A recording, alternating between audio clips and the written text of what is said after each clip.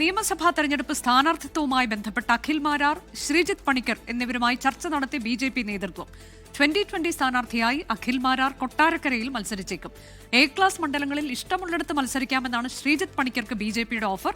എന്നാൽ മത്സരിക്കാൻ ശ്രീജിത്ത് പണിക്കർ തയ്യാറല്ല എന്നാണ് വിവരം. നിയമസഭാ തെരഞ്ഞെടുപ്പിൽ സെലിബ്രിറ്റികളെ സർപ്രൈസ് സ്ഥാനാർത്ഥികളായി കളത്തിലിറക്കാനുള്ള നീക്കത്തിലാണ് ബി.ജെ.പി. ബിഗ് ബോസ് വിജയിയായ അഖിൽ മാരാരുമായും ചാനൽ ചർച്ചകളിലെ വലതുപക്ഷ നിരീക്ഷകനായ ശ്രീജിത്ത് പണിക്കരുമായും ബി.ജെ.പി ചർച്ച നടത്തി. പാർട്ടിക്കായി സർവേ നടത്തുന്ന ഉത്തരേന്ത്യൻ ഏജൻസിയാണ് ഇരുവർക്കും ജയസാധ്യത പ്രവചിക്കുന്നത്. സമൂഹ മാധ്യമങ്ങളിലെ വലിയ പിന്തുണ വോട്ടാക്കി മാറ്റാമെന്ന കണക്കുകൂട്ടൽ. എൻ.ഡി.എയുടെ ഭാഗമാകാമെന്ന് അറിയിച്ച അഖിൽ മാരാർ ബി.ജെ.പിയിലേക്ക് ഇല്ലെന്ന് നേതൃത്വത്തെ അറിയിച്ചതായാണ് വിവരം. പകരം എൻ.ഡി.എയുടെ ഭാഗമായി 2020 സ്ഥാനാർത്ഥിയായി അഖിൽ മാരാർ കൊട്ടാരക്കരയിൽ മത്സരിച്ചേക്കും. 2020 ചീഫ് കോർഡിനേറ്റർ സാബു എം ജേക്കബുമായി അഖിൽ മാരാർ ചർച്ച നടത്തി. കൊട്ടാരക്കരയ്ക്ക് പുറമെ എറണാകുളം ജില്ലയിൽ 2020 വേരോട്ടമുള്ള സീറ്റുകളും പരിഗണനയിലുണ്ട്. അഖിൽ മാരാരുടെ 2020 പ്രവേശം ഉടനുണ്ടാകും.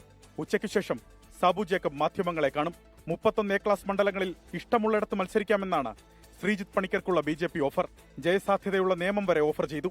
തെരഞ്ഞെടുപ്പിൽ മത്സരിക്കാനില്ല എന്ന നിലപാടിൽ ഉറച്ചു നിൽക്കുകയാണ് ശ്രീജിത്ത് പണിക്കർ. അലക്സ് റാം മുഹമ്മദ്, 24, തിരുവനന്തപുരം.